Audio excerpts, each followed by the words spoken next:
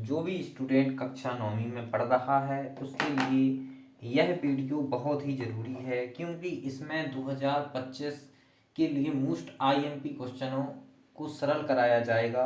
उसमें से जो हमारा फर्स्ट क्वेश्चन है उसको हम लेते हैं। फर्स्ट क्वेश्चन कुछ इस तरीके से रहेगा, जिसमें 32 की जो घात है वो 1/5 लिख कर आएगी।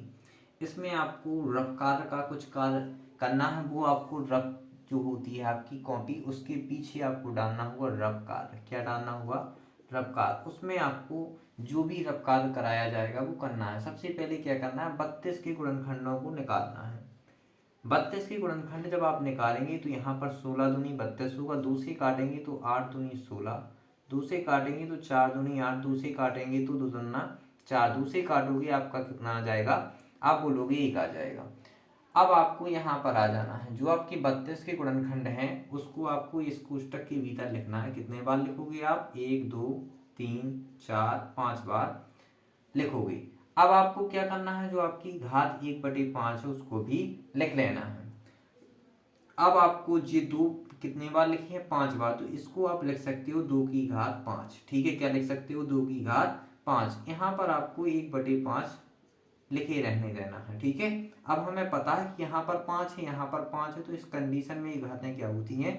कट जाती हैं और आपका आंसर निकल के आ जाएगा 2 की घात 1। अब आपको पता है कि 2 की घात 1 का मतलब कितना होता है? आप बोलोगे 2 ही होता है। ठीक है, तो इस तरीके से हमारा ये सवाल सरल होता है। ठीक है, अब हम चलते हैं अपने नेक्स्ट सवाल पे।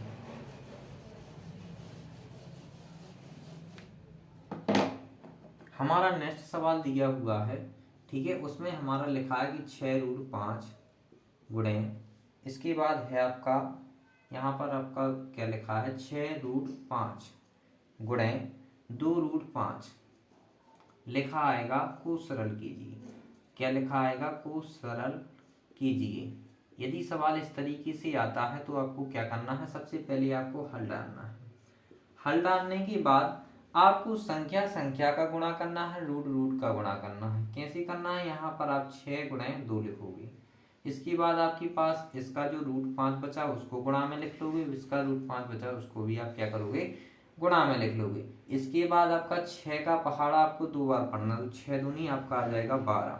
यहाँ 5 की गुणा 5 बार करोगे तो यहाँ पर 5 निकल के बाहर आएगा, क्योंकि जब भी संख्या संख्या का गुणा हो, रूट के अंदर गुणा हो और एक सी संख्या हो तो संख्या बाहर निकल आती। तो हमारा √5 का गुणा √5 से हुआ तो हमारा 5 क्या निकल आया? बाहर निकल आया। अब हमें कुछ नहीं करना, अब यहाँ पर आपको 12 का पहाड़ा 5 भी पढ़ लेना है, तो 12 से आपकी निकल के आ जाती है 60। अब हम चलते हैं अपने नेक्स्ट प्रश्न की ओर। ठीक है, तो नेक्स्ट प्रश्न आपका जो होता है उसमें लिखा होगा आपका क्या?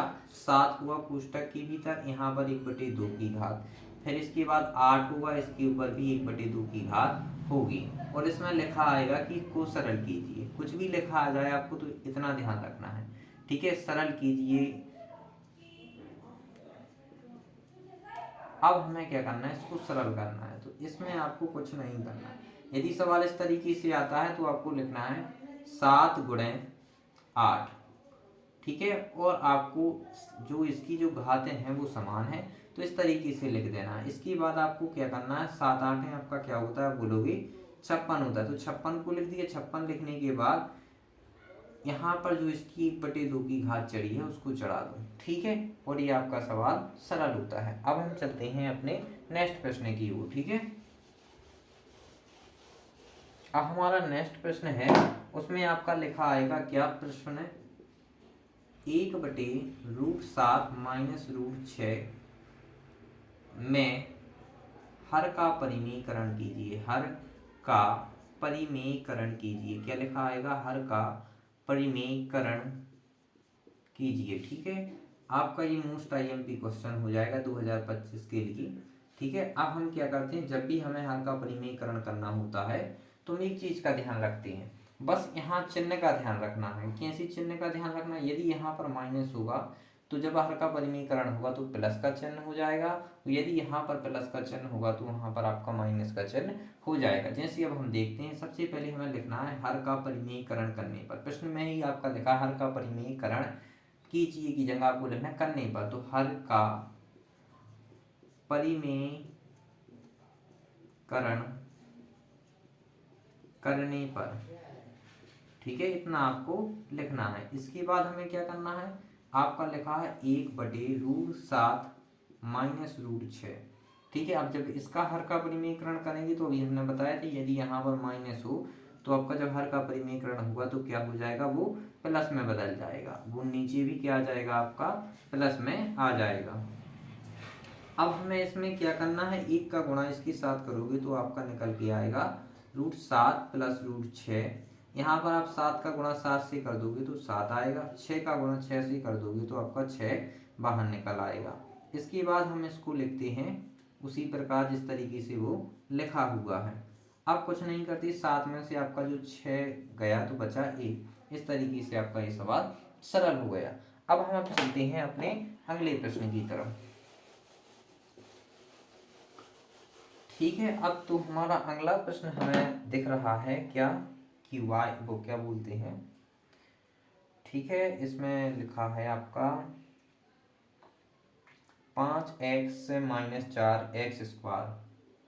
ठीक है, 5x - 4x², ठीक है। इसके बाद प्लस की 3, ठीक है। इसमें x बराबर 2 दिया है, कितना दिया है, 2।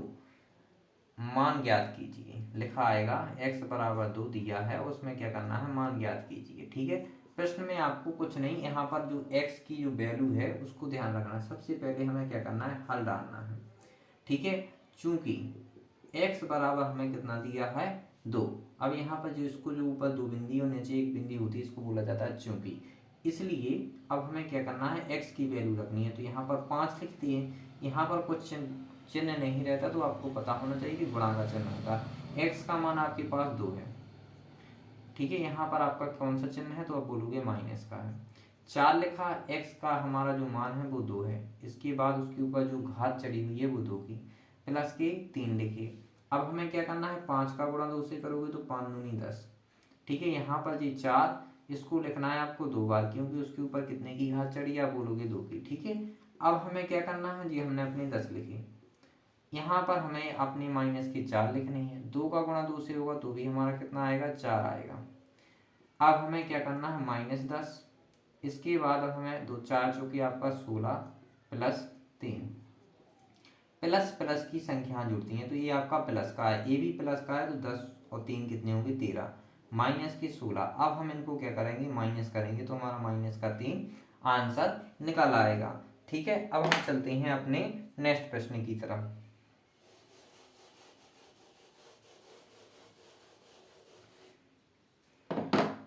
ठीक है। अब आपका नेक्स्ट प्रश्न कुछ इस तरीके से होगा, ठीक है। प्रश्न होगा आपका समीकरण, ठीक है, क्या लिखा आएगा, समीकरण x - y/5 बराबर 10, ठीक है, को ax plus by plus c बराबर 0 में क्या लिखा आएगा, 0 में व्यक्त कीजिए, व्यक्त कीजिए या ज्ञात कीजिए, ए बी सी के मान भी ज्ञात करने। तो इस प्रश्न में आपको कुछ चीज़ों का ध्यान रखना है। सबसे पहले क्या रखना है, यहाँ पर हमारा जो बराबर में लिखा है वो 10 है, यहाँ पर क्या लिखा है, बराबर में 10 लिखा है, तो इस 10 को आपको इस साइड लाना है। तो लाने के लिए क्या करोगे, सबसे पहले x - y/5, जब भी संख्या इस साइड से इस साइड आए या इस साइड से इस साइड जाए तो उसके चिन्हों में परिवर्तन होता है। इसके आगे किसी का चिन्ह नहीं है तो हमें पता होना चाहिए कि प्लस का चिन्ह होता है। जब ये इस साइड आएगा तो इस किस में आ जाएगा, माइनस में। आपका बराबर में क्या बचेगा, आप बोलोगे 0 बचेगा, क्या बचेगा, 0 बचेगा, ठीक है। अब हमें कुछ नहीं करना, यहाँ पर लिखना है ax plus by plus c बराबर 0 से तुलना, ठीक है। अब हमें क्या कर देनी है, तुलना कर देनी है।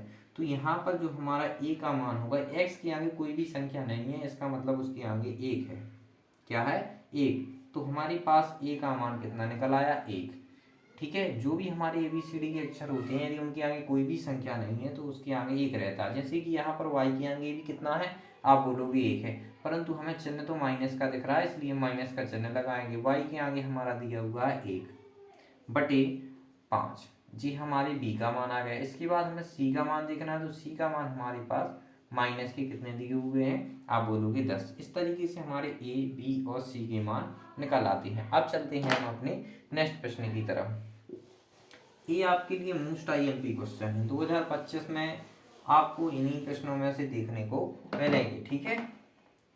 अब हमारा एक प्रश्न आता है क्या कि के किस मान किस मान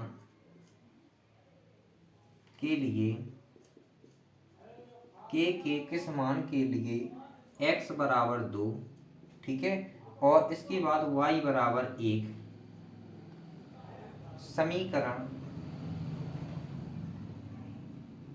ठीक है, समीकरण क्या लिखा है आपका, समीकरण लिखा है 2x प्लस 3y बराबर के, 2x प्लस 3y बराबर के ज्ञात कीजिए। इसमें हमें के का मान बताना है, ठीक है। ये भी बहुत बहुत बहुत बहुत आईएमपी क्वेश्चन है, ठीक है, ठीक है। इसको बहुत अच्छे से सीख के जाना आप लोग। सबसे पहले हमें यहाँ पर जो x की वैल्यू है वो 2 दिखी है, यहाँ पर y की वैल्यू कितनी है 1, तो हमें प्रश्न में लिखना है x बराबर हमें 2 दिया है, y बराबर कितना दिया है 1।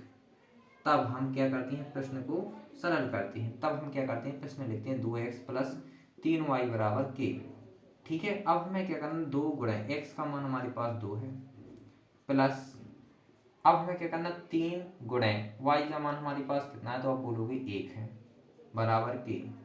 तो 2 दूना आपका 4, 3 एकम 3, यहाँ पर 4 और 3 कितने हो गए 7, तो के का मान आपके पास कितना निकल के आ गया, आप बोलोगे 7 निकल के आ गया, ठीक है। अब हम चलते हैं अपने नेक्स्ट प्रश्न की तरफ।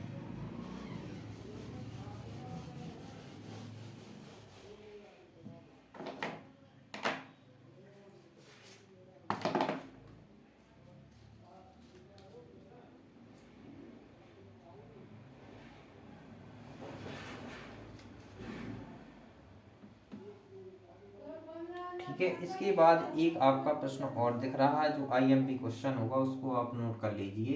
इसमें है एक त्रिभुज का क्षेत्रफल ज्ञात कीजिए। क्या कीजिए, एक त्रिभुज का क्षेत्रफल ज्ञात कीजिए, एक त्रिभुज का क्षेत्रफल ज्ञात कीजिए, क्षेत्रफल ज्ञात कीजिए,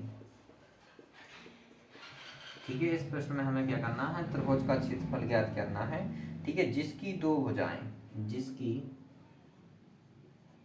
दो भुजाएं,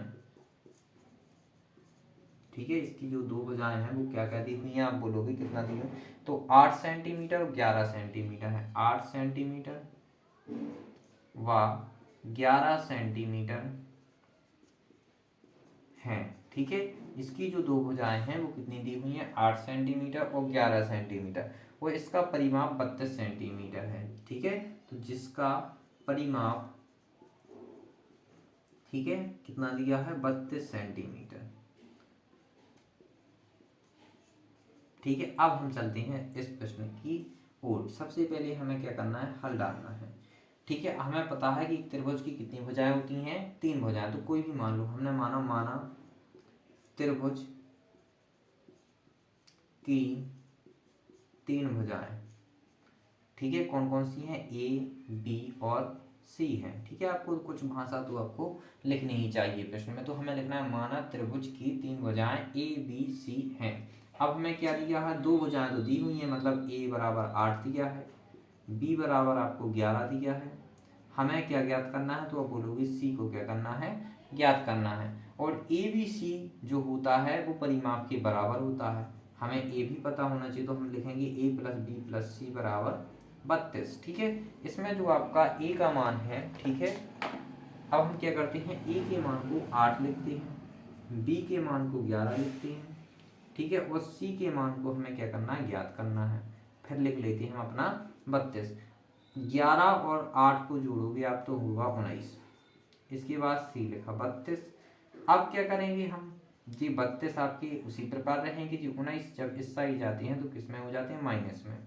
अब हम इसमें से इसको जब घटाएंगे तो कितना आ जाएगा आपका, 2 में से 9 नहीं जाएगा, 12 में से आपने 9 को घटाया तो आपका कितना बचा, 3 बचा, यहाँ बची आपकी 2, 2 में से 1 गए तो आपकी कितनी आ जाएंगे, 13, ठीक है, इस तरीके से हमारे पास सी का मान प्राप्त हो जाता है। अब हमें क्षेत्रफल ज्ञात करने के लिए पड़ती है जरूरत परिमाप की। तो हमें क्या करना है, एस बराबर ए प्लस बी प्लस सी, इसमें आपकी परिमाप वाला जो सूत्र है, ठीक है, वो लगेगा। परिमाप हालांकि 32 लिखा है, परंतु ए परिमाप इसमें मान्य नहीं होता है, इसके लिए आपको इस सूत्र का प्रयोग करना पड़ता है। सबसे पहले हमें क्या करना है, ए का मान हमारे पास 8 है, बी का मान आप बोलोगे 11 है, सी का मान आप बोलोगे 13 है। ठीक है, अब यहाँ पर आपका 2 आ गया, इनको आपने काउंट किया तो इनको काउंट करने पर आया आपका 32। इसके बाद 2, अब हमें पता है कि 16 दूनी कितना होता है, 32 होता है। तो ये हमारे पास क्या निकल के आ गया, आप बोलोगे एस का मान निकल के आ गया। अब हम चलते हैं त्रिभुज के क्षेत्रफल की ओर, जो हमारा सूत्र है। तो हमें पता है कि त्रिभुज के क्षेत्रफल का सूत्र क्या होता है, त्रिभुज, इसे आप खीरोनी के सूत्र के नाम से भी जानते हैं, त्रिभुज का क्षेत्रफल। ठीक है, तो त्रिभुज के क्षेत्रफल का जो सूत्र होता है वो होता है आपका S minus A, S minus B, S minus C. ठीक है, अब हम चलते हैं अपने आगे। अब हमें क्या करना है, इन मानों को रखना है। क्या करते हैं, अब हम रखते हैं। हमारे पास एस का मान 16 है, इसके बाद हमारे पास एस का मान 16, ए का मान हमारे पास कितना है, आप बोलोगे 8 है। ठीक है, अब हमारे पास जो एस का मान है यहाँ पर भी 16 है, बी का मान आप बोलोगे कितना है, तो आप बोलोगे 11 है, एस का मान 16, सी का मान आपका कितना दिया है, तो आप बोलोगे 13 है। ठीक है, तो हमने इसको क्या कर लिया, लिख लिया। अब हम चलते हैं इसके आगे। अब हमें क्या करना है, यहाँ पर आपको 16 उसी प्रकार लिखे रहने देना है। यहाँ पर आप घटाओगे तो क्या निकल के आएगा, बोलोगे 8 निकल के आया। यहाँ पर भी आपने माइनस किया तो आपकी 5 निकल कर आ गए। यहाँ पर आपने माइनस किया तो आपके कितने निकल के आ जाएंगे, आपके निकल के आएंगे कितने, 3। ठीक है, अब हमें पता है कि हम 16 को कैसे लिख सकते हैं, क्या 8 गुणे 2 लिख सकते हैं, आप बोलोगे हाँ। 8 दूनी भी क्या होता है आपका 16 गुणे, इसके बाद जो आपका 8 गुणे 5 गुणे 3, तो इसमें आपको कुछ कॉमन दिख रहा है, हाँ 8 दिख रहा है। तो अब क्या करोगे, आप 8 को लिख लोगे। इसके बाद कुछ नहीं करना, यहाँ पर आपका 2 5 और 3 बचा, तो 2 का गुणा 5 से हुआ 10, 10 से आपका आंसर आ गया 30, और यही आपका जो क्या है आंसर है। अब हम क्या करेंगे, अगले वीडियो में कुछ सवालों को देखते हैं। ठीक है, इसको हम क्या करते हैं, मिटा दिए देते हैं।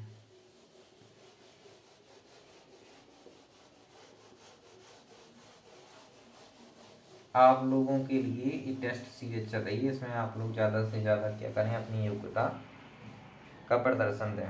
ठीक है, मिलते हैं हम नेक्स्ट वीडियो में।